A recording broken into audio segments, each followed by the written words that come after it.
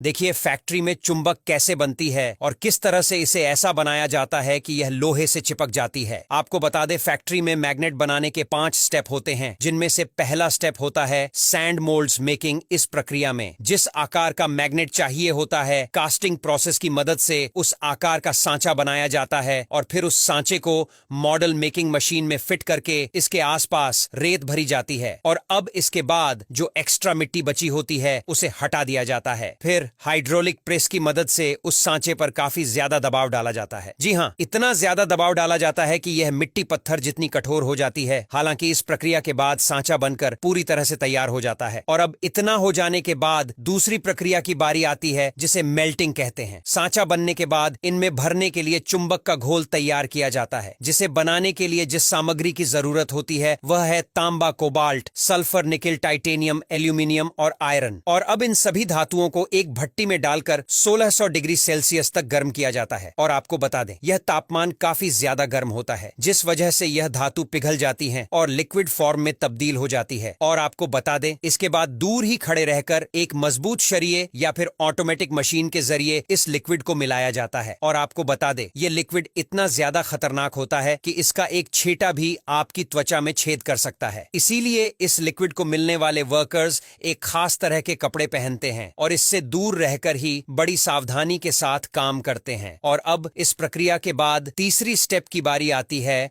जिसे कॉलिंग और मोल्टिंग के नाम से जाना जाता है। और अब यह जब गर्मा गर्म घोल बनकर तैयार हो जाता है और अब इस घोल को बड़ी सावधानी के साथ मिट्टी के उन सांचों में डाला जाता है जिन सांचों को पहले प्रक्रिया में तैयार किया गया था। और अब सच में डालने के बाद इसे ठंडा होने के लिए छोड़ दिया जाता है। इसीलिए इस प्रक्रिया को कॉलिंग प्रक्रिया के नाम से जाना जाता है। और आपको बता दें इस लिक्विड को ठंडा होने में कई घंटे लगते हैं और इस दौरान यह घोल धीरे धीरे ठंडा होते हुए फिर एक बार कड़क धातु का रूप ले लेता। और जब यह सूखकर काफी ज्यादा कड़क और मजबूत हो जाते हैं तो उन मिट्टी के सांचों को हथौड़े की मदद से तोड़कर अंदर जमा हुए धातु के टुकड़े को बाहर निकाल लेते हैं और अच्छी तरह से साफ करते हैं। और अब इसके बाद अगली प्रक्रिया आती है मैग्नेटाइजेशन। इस प्रक्रिया में धातु से बनी इन मेटल के टुकड़ों को एक मशीन के ऊपर रखा जाता है, जो इनमें इलेक्ट्रोमैग्नेटिक चार्ज ट्रांसफर करती है, जिसके बाद यह साधारण मेटल का टुकड़ा मैग्नेट में तब्दील हो जाता है। हालांकि इस प्रक्रिया में मशीन के ऊपर चुंबक रखकर नॉर्थ और साउथ पोल की तरफ करंट भेजा जाता है, जिससे इसकी सोई हुई चिपकने की शक्तियां जाग उठती हैं। जी हाँ, इस प्रक्रिया के बाद इसमें चिपकने की शक्ति आ जाती है। हालांकि अभी भी मैग्नेट पूरी तरह से बनकर तैयार नहीं हुई है। जी हाँ, इस प्रक्रिया के बाद अगली प्रक्रिया की बारी आती है, जिसे फाइनलाइजिंग कहते हैं। आपने देखा होगा चुंबक काफी ज्यादा चिकनी और साफ होती हैं और ऐसा बनाने के लिए इन्हें ऑटोमेटिक मशीन से ग्राइंड किया जाता है, जिससे चुंबक पूरी तरह से साफ होकर चिकनी हो जाते हैं। और आपको बता दें वही महंगे चुंबक को सालों तक कट लगाने से बचाया जाता है और उसे पर कोटिंग भी की जाती है। इसलिए आपने कई ऐसी भी मैग्नेट देखी होगी जो काली नहीं होती हैं, बल्कि सिल्वर कलर की होती हैं और उन मैग्नेट पर कोटिंग ही की जाती है। और आपको बता दें आज इस मैग्नेट का इस्तेमाल इलेक्ट्रिक मोटर और इंजन से लेकर हाई ड्राइव और म्यूजिक सिस्टम जैसे कई जगहों पर किया जाता है। और आज विज्ञान ने इतनी शक्तिशाली चुंबक भी बना लिए हैं जो एक दूसरे के साथ चिपकने की कोशिश में खुद के चिथड़े उड़ा देती है। और यह है नियोडिमियम मैग्नेट, जिसे दुनिया का सबसे शक्तिशाली मैग्नेट भी कहा जाता है। जी हाँ, यह मैग्नेट इतने ज्यादा शक्तिशाली होते हैं कि यह एक दूसरे से चिपकने पर चूर चूर हो जाते हैं। अब यहाँ तक वीडियो देख ली है तो फिर वीडियो को लाइक और शेयर करना बिल्कुल भी मत भूलना। धन्यवाद।